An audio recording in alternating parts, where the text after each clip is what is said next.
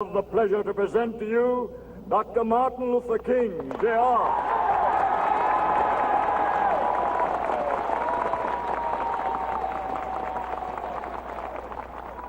I am happy to join with you today in what will go down in history as the greatest demonstration for freedom in the history of our nation.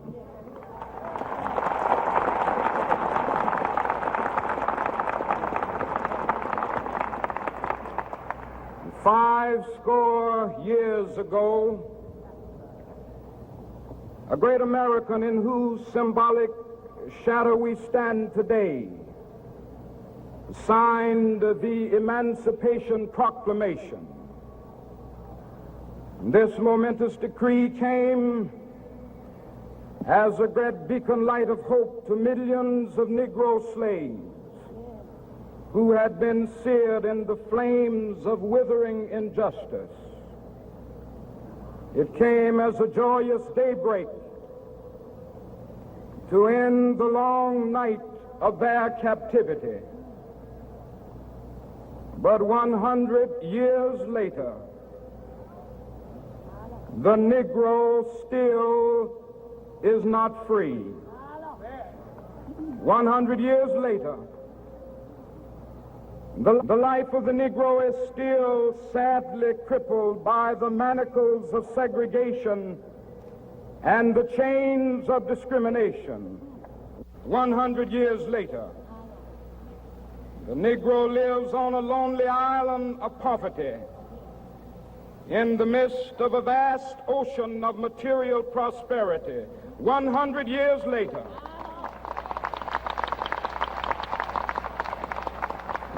the Negro is still languished in the corners of American society and finds himself in exile in his own land. And so we've come here today to dramatize a shameful condition. In a sense, we've come to our nation's capital to cash a check. When the architects of our republic wrote the magnificent words of the Constitution and the Declaration of Independence, they were signing a promissory note to which every American was to fall heir. This note was a promise that all men, yes, black men as well as white men, would be guaranteed the unalienable rights of life, liberty, and the pursuit of happiness. It is obvious today that America has defaulted on this promissory note insofar as her citizens of color are concerned. Instead of honoring this sacred obligation, America has given the Negro people a bad check, a check which has come back marked insufficient funds.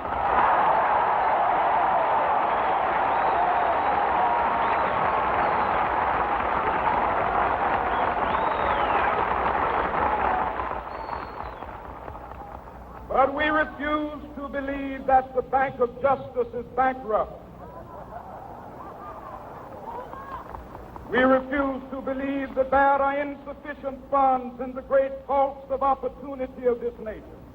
So we've come to cash this check, a check that will give us upon demand the riches of freedom and the security of justice.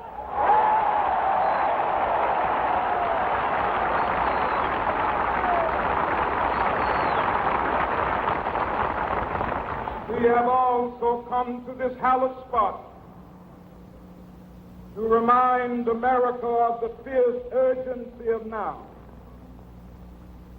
This is no time to engage in the luxury of cooling off or to take the tranquilizing drug of gradualism.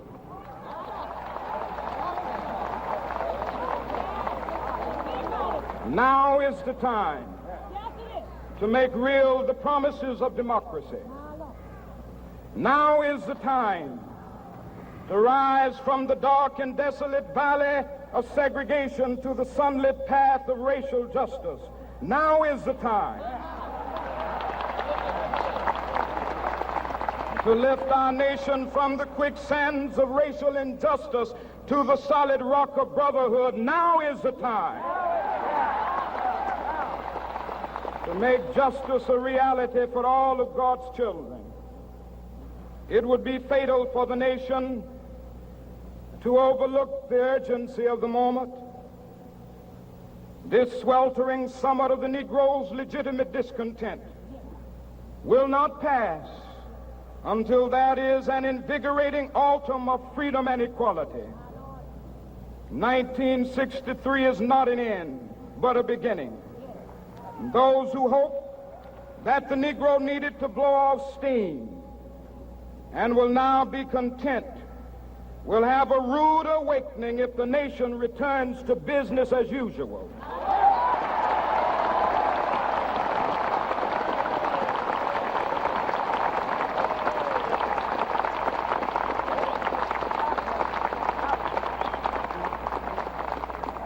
There will be neither rest nor tranquility in America until the Negro is granted his citizenship rights. The whirlwinds of revolt will continue to shake the foundations of our nation until the bright day of justice emerges. But that is something that I must say to my people who stand on the warm threshold which leads into the palace of justice.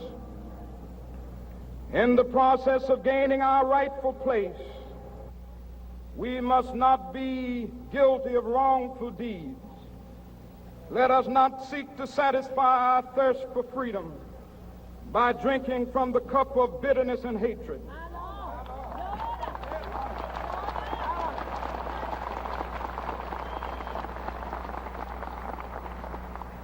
We must forever conduct our struggle on the high plane of dignity and discipline. We must not allow our creative protests to degenerate into physical violence.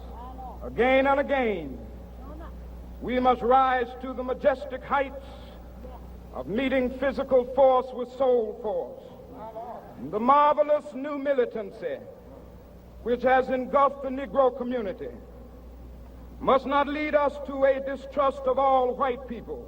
For many of our white brothers, as evidenced by their presence here today, have come to realize that their destiny is tied up with our destiny.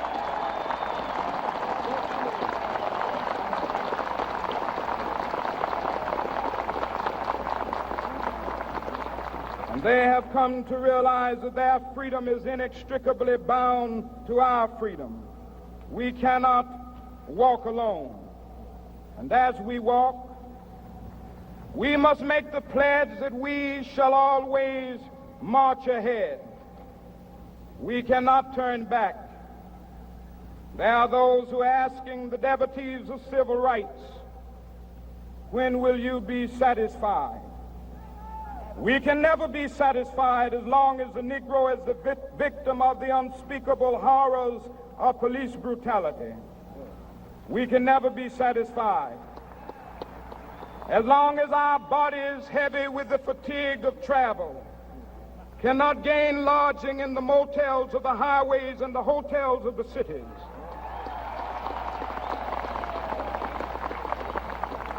We cannot be satisfied as long as the Negro's basic mobility is from a smaller ghetto to a larger one.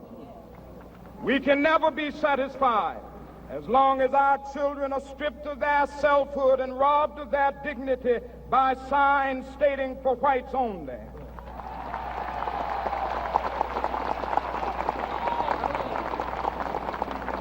We cannot be satisfied as long as a Negro in Mississippi cannot vote and a Negro in New York believes he has nothing for which to vote.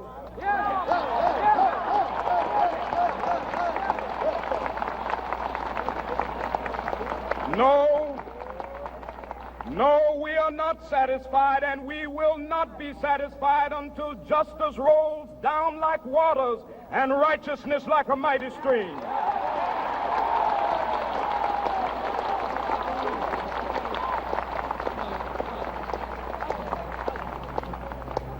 am not unmindful that some of you have come here out of great trials and tribulation.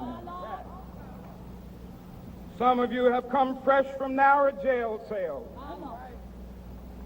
Some of you have come from areas where your quest for freedom left you battered by the storms of persecution and staggered by the winds of police brutality. You have been the veterans of creative suffering. Continue to work with the faith that unearned suffering is redemptive. Go back to Mississippi. Go back to Alabama. Go back to South Carolina. Go back to Georgia.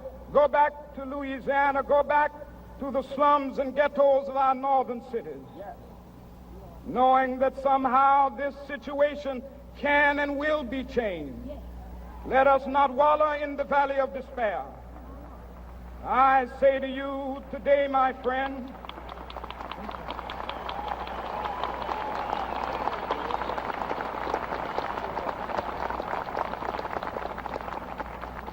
so even though we face the difficulties of today and tomorrow, I still have a dream. It is a dream deeply rooted in the American dream. I have a dream that one day this nation will rise up and live out the true meaning of its creed. We hold these truths to be self-evident, that all men are created equal.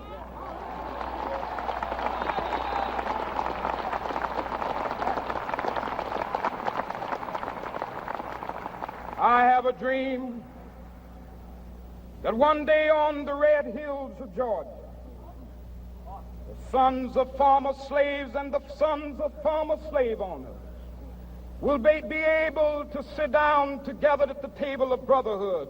I have a dream that one day, even the state of Mississippi, a state sweltering with the heat of injustice, sweltering with the heat of oppression, will be transformed into an oasis of freedom and justice. I have a dream that my 4 little children will one day live in a nation where they will not be judged by the color of their skin, but by the content of their character. I have a dream today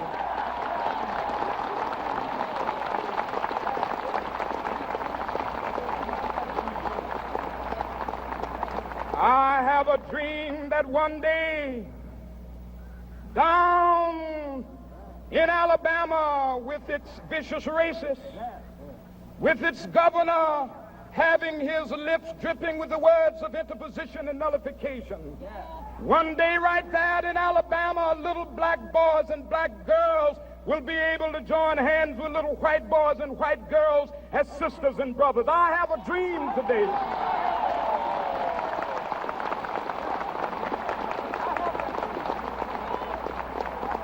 I have a dream that one day every valley shall be exalted, and every hill and mountain shall be made low. The rough places will be made plain, and the crooked places will be made straight, and the glory of the Lord shall be revealed, and all flesh shall see it together. This is our hope. This is the faith that I go back to the South with. With this faith, we will be able to hew out of the mountain of despair a stone of hope. With this faith, we will be able to transform the jangling discords of our nation into a beautiful symphony of brotherhood. With this faith, we will be able to work together, to pray together, to struggle together, to go to jail together, to stand up for freedom together, knowing that we will be free one day. This will be the day. This will be the day when all of God's children will be able to sing with new meaning, "My country, tears of thee. Sweet land of liberty, of thee I sing. Land where my fathers died, land of the pilgrim's pride. From every mountainside, Let freedom ring. And if America is to be a great nation, this must become true. And so let freedom ring from the prodigious hilltops of New Hampshire. Let freedom ring from the mighty mountains of New York. Let freedom ring from the heightening Alleghenies of Pennsylvania. Let freedom ring from the snow-capped Rockies of Colorado. Let freedom ring from the curvaceous slopes of California. But not only that, let freedom ring from Stone Mountain of Georgia. Let freedom ring from Lookout Mountain of Tennessee. Let freedom ring from every hill and molehill of Mississippi, from every mountainside. Let freedom ring, and when this happens,